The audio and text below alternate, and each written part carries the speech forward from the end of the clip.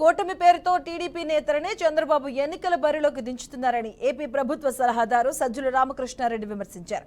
40 ఏళ్లలో ప్రజల కోసం ఇదే చేశానని చెప్పి ఓట్లు అడిగే ధైర్యం చంద్రబాబుకు లేదని ఎద్దేవా చేశారు ఆయన.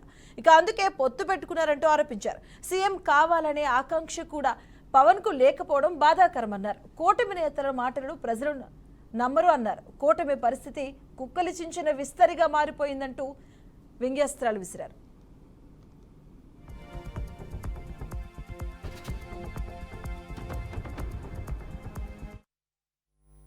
ఉన్నారు.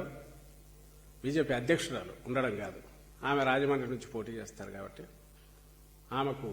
ఆమె పార్టీ అభ్యర్థి అయితే, బీజేపీ నాయకుడు అయితే ఆ నాయకుడి మీద నమ్మకం లేదు కాబట్టి తెలుగుదేశం పార్టీ నుంచి తన మరిది గారికి చెప్పి ఒకరిని తెచ్చేట పెట్టుకొని పైన ఒప్పించుకునే ప్రయత్నం చేస్తారని అంటున్నారు.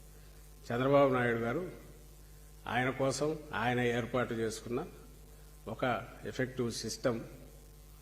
ఎందుకు అంటే, ఒక పక్క తన పేరు చెప్తే కాపులు ఓట్లేరు కాబట్టి ఆ కాపులకు సంబంధించినంత వరకు ఈయన పవన్ కళ్యాణ్ గారు ఒక